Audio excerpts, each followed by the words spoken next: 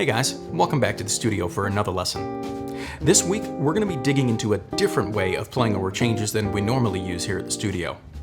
Rather than make use of our typical bebop approach, today we'll be tucking into a concept that you'll hear a lot of modern players make liberal use of: melodic cells. We'll start out by learning how to utilize this plug-and-play concept over a handful of standard harmonies that we see all over the jazz rep. I'll demonstrate this for you by teaching you a couple of lines over a static chord and how we can use different cells to get unique sounds with the same melodic structure. Then we'll apply this cellular approach to improvising over the changes to the jazz standard, Ladybird. Finally, I'll show you how you can potentially fold this into your typical bebop language by demonstrating an etude over those same changes using a combination of melodic cells and traditional bebop phrasing. You guys ready? Let's get into it.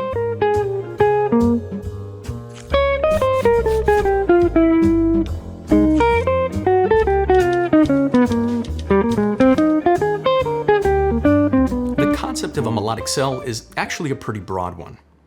Generally, when we refer to something as a melodic cell, we mean that it's a short, usually 2-beat long idea that we can plug and play over a variety of different harmonic situations.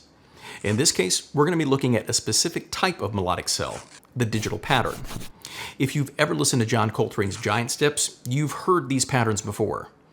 The idea here is that we'll use specific groupings of notes from the parent scale of a particular chord to play lines. We can then use these patterns in a multitude of different permutations to get some variety and angularity in those lines.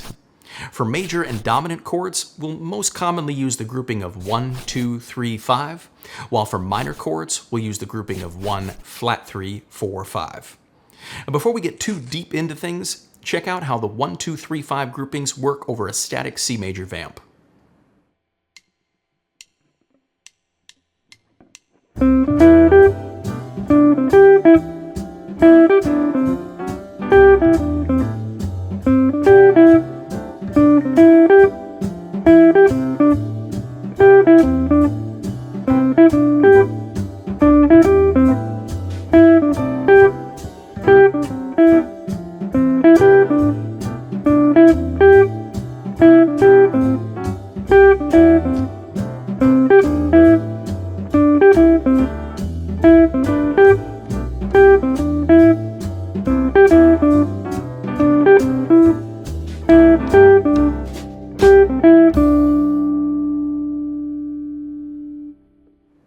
These all sound super inside the harmony and have a vaguely pentatonic sound to them. This is perfect for the sort of plug-and-play aspect we're trying to utilize with this approach to improvisation, especially when it comes to chord changes that are notoriously difficult to voice lead. Now, let's check out the minor groupings over a static C minor vamp.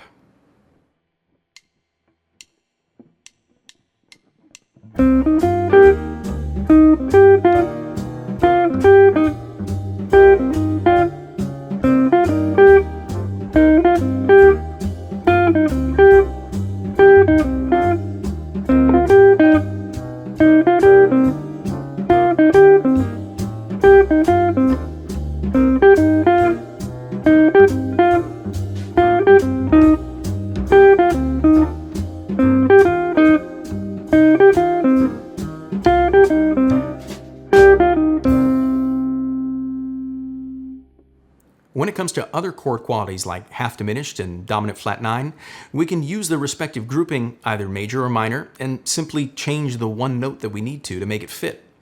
If you want to check those groupings out in depth, you can find them in the PDF for today's lesson over at my Patreon page. For now, check out how we can use the major groupings to create a line over 4 bars of C major by combining multiple cells and linking them together.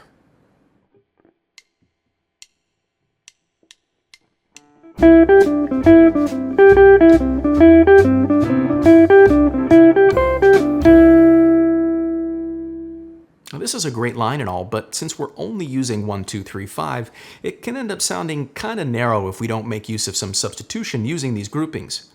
To get different aspects of the C major 7 sound into our line, we need to use groupings from other parts of the harmony. I like to think of these as using the same major or minor groupings, but from different chord tones. To get a better idea of what I mean, check out what it sounds like if we use the same melodic structure, but use the minor grouping 1, 3, 4, 5 from the relative minor to get us the sound of a C6 chord.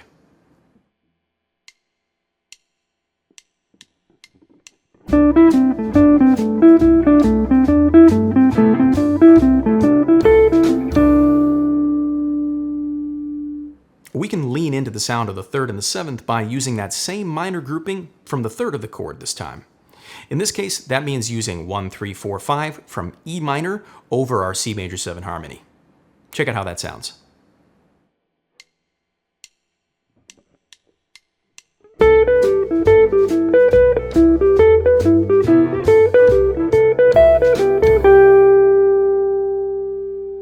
To get a more ambiguous major 9 sound, we can use the grouping of 1, 2, 3, 5 from G major, the 5th of our chord, and use the same melodic structure. Check that one out now.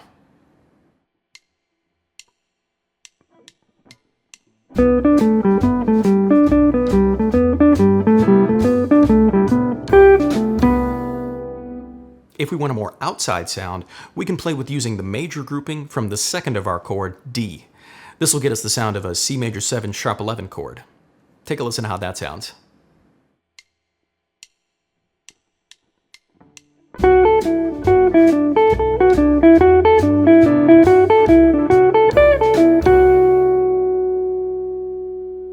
Lastly, we can get a slightly different Lydian sound if we use the minor grouping from the 7th of our chord, B. This is still going to get us that C major 7 sharp 11 sound, but because this grouping is going to have both the 3rd and the 7th in it, you'll find that it sounds slightly less ambiguous than the last one did. Check out how that sounds.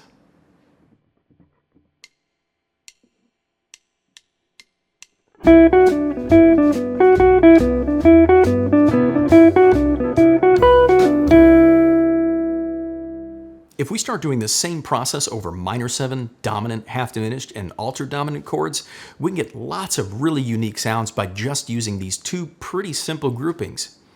If you want to check out those substitutions, you can find them in the PDF for today's lesson. To keep this video from getting way too long though, let's move on to how we can apply this concept to playing over a standard set of chord changes.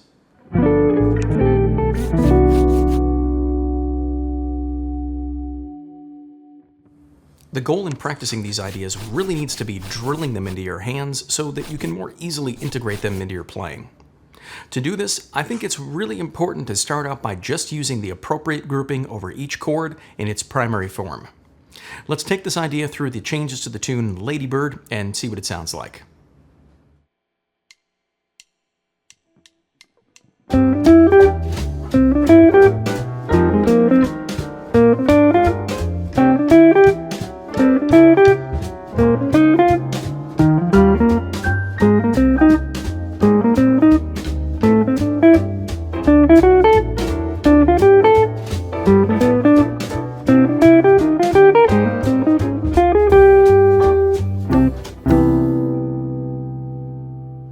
Like I said at the beginning, it can sound almost overly simplistic, but don't forget, we're really trying to implant these patterns into muscle memory, so don't neglect doing this exercise even if it feels kind of simple or easy.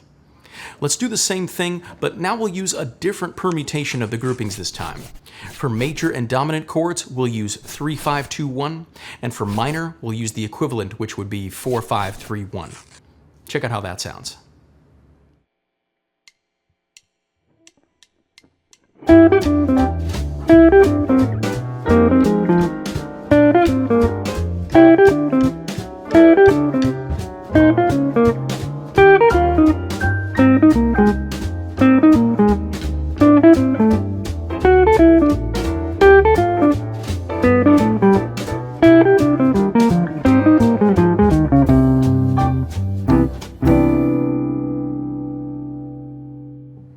I bet you can already tell that this type of approach really excels at playing over changes like you see at the end of the tune. That turnaround, often referred to as the Tad Dameron turnaround, is super bizarre, but this cellular approach we're using makes it a breeze to play over, and it sounds really cool. Let's do one more exercise like this and use two different permutations of the groupings throughout. We'll alternate between using 1, 2, 3, 5 and 3, 5, 2, 1, and their minor equivalents when necessary. Check out how that sounds.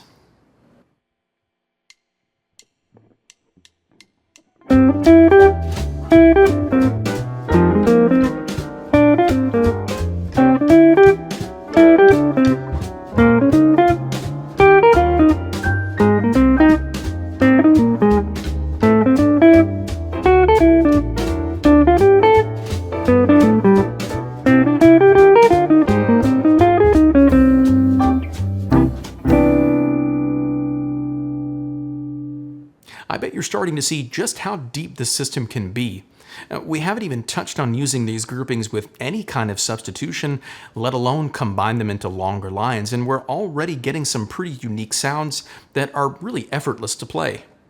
To wrap things up for today, I want to show you guys an etude over these changes where I've combined this cellular approach with my more typical bebop language. Before we do that though, I need to give a quick shout out to Truefire.com for supporting the channel. Truefire is an online lesson library that's host to literally thousands of courses on a wide range of musical topics from some really amazing artists and educators, including yours truly. You can get my first course, Exploring Melodic Jazz Comping, on early access now. In this course, we'll work on a colorful variety of melodic and harmonic approaches that we can use when comping for a soloist or a vocalist.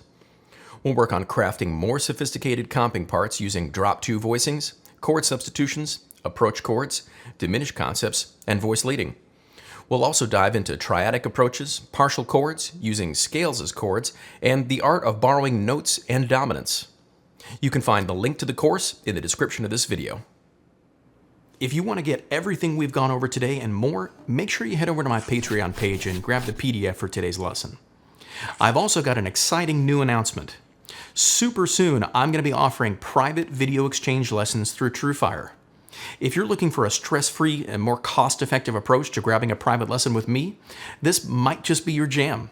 I'm working with them on getting that set up to coincide with the launch of my first course, so make sure you check back here for more updates. Now, let's move on and see how we can combine this cellular approach to playing with our more typical bebop improvisation.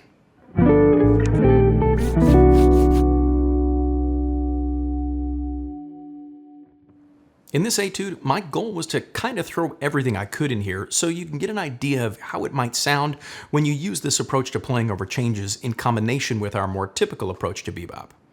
Now that means in addition to making use of the cells and substitutions we've gone over today, there's also going to be examples of added half steps, pivoting, and closures, and lots more rhythmic variation. And that being said, since it's only one chorus and I still want this to be playable and approachable, I didn't get super crazy with it. But if you really spend the time to master this system, there's no limit to how creative you can be with it. Check out how the etude sounds now.